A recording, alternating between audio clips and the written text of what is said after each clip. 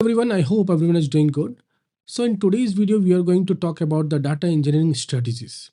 As we are aware that multiple topics are being added to the DE ecosystem, there has been multiple changes in the DE ecosystem. So keeping that in mind, I have come up with a video in which we'll discuss about the updated DE strategy. And for the 2026, what should be your plan? Which topic you should study? At what particular point of time you should study that particular topic? What should be your approach towards it? What should be your interview mindset? So everything we'll discuss in this video. We'll go by topic, and by the end of this video, most of your queries regarding the D strategies will be answered. But still, if there are any questions in your mind after this video, then please post that in the comment. I'll come up with the answer. So let's start with the video now. So for the reference purpose, I have just written down all the topics which should we take care of it.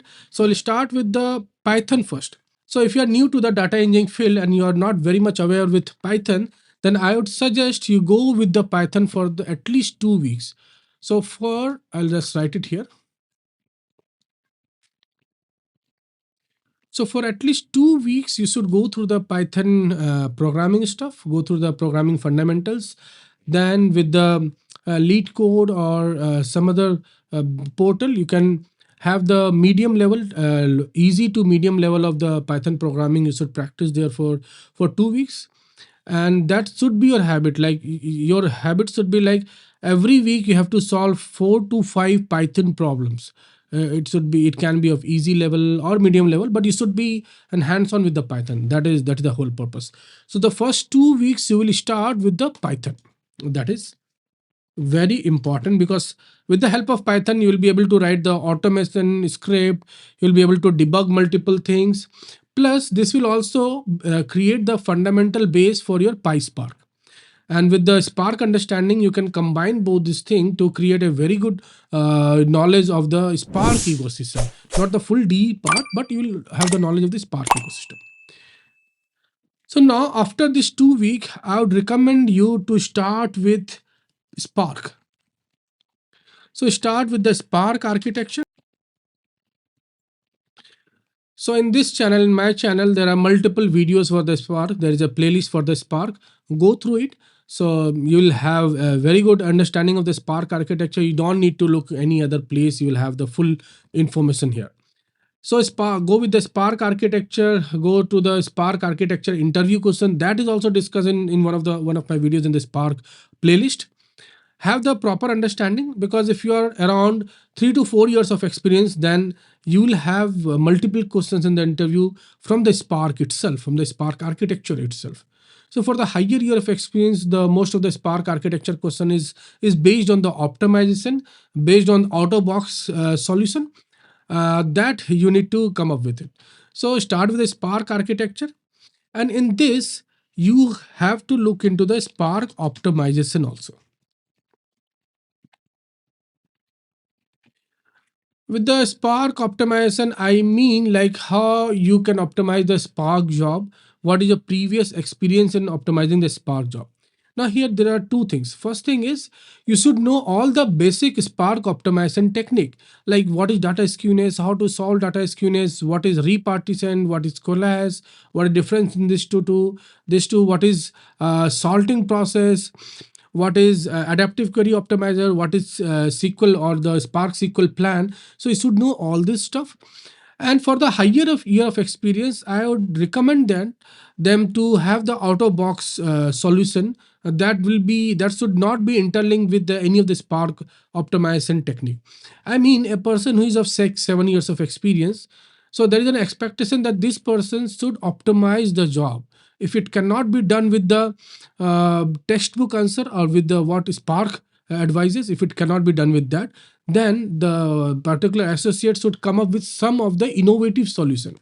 So one of the innovative solution can be dividing the job. Like if there are 600 or 700 millions of record being processed in a single job, single Spark job. So try to split that job. So depending on kind of business logic, complexity of the transformation, you have to use the combiner or what should be there. You should take care of that. So when a higher year of experience come across the question of the Spark optimization, very generic question of the Spark optimization, they should mention the basic optimization steps which Spark has advised, and you as a team member have applied all these steps, but still you were not getting any optimized job. So for that, you have come up with the out of box solution, and that solution you should put there. So I fortunately have undergone through multiple out of box solution. I have also come up or advised the team with the solution which is not a textbook solution, and that has worked. So I have seen that this strategy is, if you cultivate in your mind to optimize some job without going through the textbook suggestion, it is very helpful for your whole DE career. So with the Spark architecture, and the Spark optimization thing, you will go through it parallelly. After around this will take around 4 weeks, and then after that you can start with the AWS component. I mean, like, you can start with any of the cloud, but if you are especially preparing for the data engineering, so I would advise go through the AWS. See, like, I work with the AWS, so I am more inclined toward the AWS, but you can choose your own cloud system. So but in this video we'll discuss about the AWS. So for in AWS, see, we have not completed a full tutorial or full learning path of the Spark. We have started with Python 2 weeks, 2 weeks, 1 week for the Spark architecture, one week for the Spark optimization. Okay, this thing you have to revise every time. Python should be your habit that I mentioned in the video. Then parallelly, you have to start with AWS. Try to understand the AWS cloud. If you don't know the AWS fundamental, go through the IAM seriously. Most of the people have seen that they go through AWS services, bigger services like Glue, RDS, Lambda, Step Function. They know about it, but they get stuck into the basic IAM questions. So try to understand the authentication process in the AWS. Try to look into the permission strategy. For example, I have to, like, what permission is required to put a file from your local desktop into S3. So there is a get and put different permission is there. So what should be the policies? You should know how to edit the policies. You should come up with some of the project or use case also in from for the IAM role. You'll get in the YouTube videos, multiple YouTube videos. Then go through S3, a basic S3. Try to understand the file system there. Try to understand how the bucket is formed. Is S3 locally or it's a global? Is it based in a region or it's a global? You should have that answer kept in your mind. Then I would suggest go through some of the serverless thing, like go through Lambda. So in which scenario you have to use Lambda, how Lambda can be used with the Spark, what is the time limit for the Lambda? Like, for example, there can be a question like you are submitting a Spark job from Lambda. Spark cluster is some different cluster, EMR and or some other compute layer, but you are training it from Lambda. So what will happen to the Spark job after 15 minutes, after 20 minutes? So you should know the answer about it. I have discussed this answer in most of the videos. You can go through my playlist. So you should know what is Lambda, and similarly, you should know what is step function. What is the difference in this? In which kind of orchestration you have to use a step function, and this should be very much clear in your mind. Let me see if the video is getting recorded. Yeah. So this is step function. Then you have to go through the Spark EMR.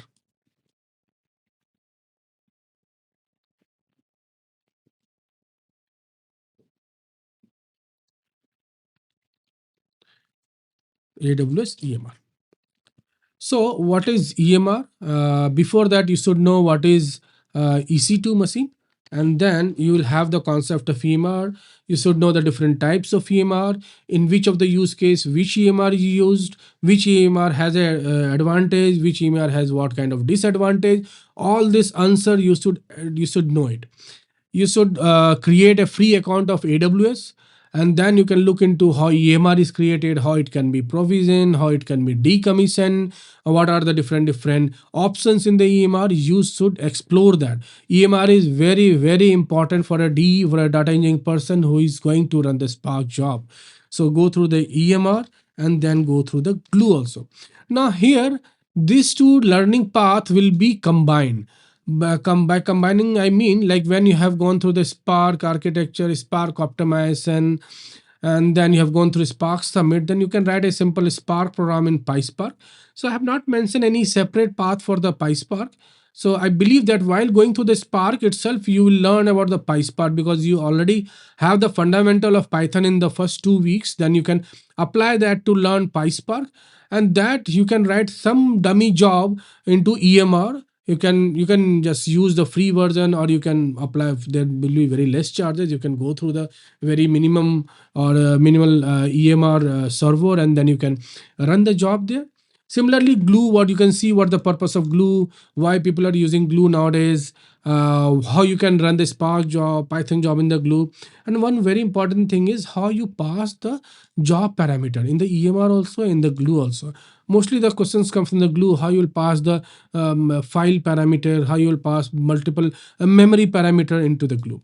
So from the like, what should be your memory choice, like the core or the executor number, executor core, what is the executor memory, all this stuff. You can go through my Spark playlist. You will get all this thing in a very detailed video. So once you're done till Glue, then I would advise you to go through something about Snowflake. Well, this is very interesting. So here it comes for 2026, the difference. Like everyone knows that Python, PySpark, Spark, AWS is important. But now the Snowflake is also very important. Go through the basics of Snowflake. So when you will start learning Snowflake, then you will understand what is warehouse. So you will know about the modeling, little bit of modeling terms, little bit of warehouse term, and then you will understand what is virtual warehouse.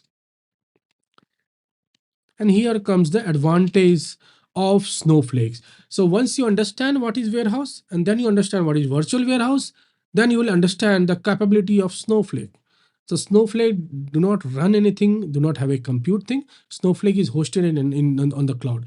So if you want to know everything about the Snowflake, there is a separate playlist in my channel. You can go through it. All practical aspects, use case has been discussed with all practical things. Snowflake, you can create a Snowflake account for, I think, for 1 month or 2 months, and then you can practice everything. You can follow my videos and you can practice it. That is more than enough for any year of experienced person. So in the Snowflake, there are multiple topics. What are the tables type? In which scenario you have to use which kind of table? Then what are stages in the Snowflake? That is this is very important. You have to understand the concept of stages, and then you should understand how you can pass, or how you can move the data from S3 bucket to Snowflake table. So once you have covered three till Snowflake stages, then you can go through my Snowflake videos, and there you can learn how you can create a connection between AWS and Snowflake, and how you can pass S3 data automatically towards the Snowflake warehouse, or with the batch process, how you can pass the S3 data into Snowflake tables. I think this is enough for 4 to 5 years of experience. If you have more year of experience, then you have to go through understanding like the deciding factor on the warehouse size. What are the deciding factor which governs the warehouse size? So for this also I have a separate videos, you can go through it. So now you're covered with most of the Python, Spark, AWS and Snowflake. This is sufficient for most of the people. Now if you want to add, if you want to get into very good job, or if you want to have a very higher salary range in your range for the D, then try to add something about the Gen AI structure. I mean, try to go through any of the pipeline. So I have mentioned AWS here for the D, but for the Gen AI, I would recommend go through the Google. Google, you don't need to learn very too much of the Google Cloud. Go through the basics of the GCP. Then you can try your hand on the Vertex AI. So there are multiple things has come up in the market, which enable you to create the Gen AI pipeline. Like we had the, I think LangChain was there initially. Then now we have a Vertex AI. This is very popular. Similarly, for the Snowflake, we have Cortex AI. For that also, I have already created a video. So try to go through it, learn about, at least about the basic of it, because nowadays I'm seeing the higher year of experience, the D job details, JD, they have mentioned like it's desirable to have the Gen AI experience. So if you add these kind of things, then it will be very much very like beneficial for your CV, and you will get a call from a very good company. So go through these all topics. All the topics are interlinked to each other. And one thing I would suggest, don't learn one topic in a series wise. Like you have learned Spark, then you start with AWS, then start with Snowflake. No, that is not going to work. You have to start everything parallelly. except the first 2 weeks for the Python. Then you have to start with everything parallelly, because then you will understand the D pipeline. Then you will understand how these things are interlinked to each other. I don't want to stress this video, but I think this will cover this. Snowflake was the surprising element for 2026. I think I have not written anything else. Yeah, few things I have written, like go through some of the CI/CD pipeline. I know this is a DevOps thing, but from a senior DE experience, senior data engineer, this is expected. Go through AWS code pipeline. There are other things also, they can go through it. There are multiple CI/CD concepts, you can go through the videos. I think this is sufficient for, I think, till 12 13 years of experience. So for above 12 years of experience, I would suggest go through architect level, have the mindset of architect and designing. I think they have discussed in some of the videos. Or if you want to have a detailed discussion on the architect, what's your mindset towards the architect, solutioning AWS or data engineering ecosystem solutioning. So I can come up with a separate video. You just need to post your question in the comment. I hope you will get some insight from it, like how to start with the D thing. This has worked with almost all the people with whom I have interacted, and this has also worked with me at some point of my career. So I generally suggest to go through it. For any help regarding the D, go to the different videos in my channel. Ping me through email me, or put it in the comment. I'll come up with the solution. I'll come up with the questions. Till then, happy learning. Goodbye. Take care.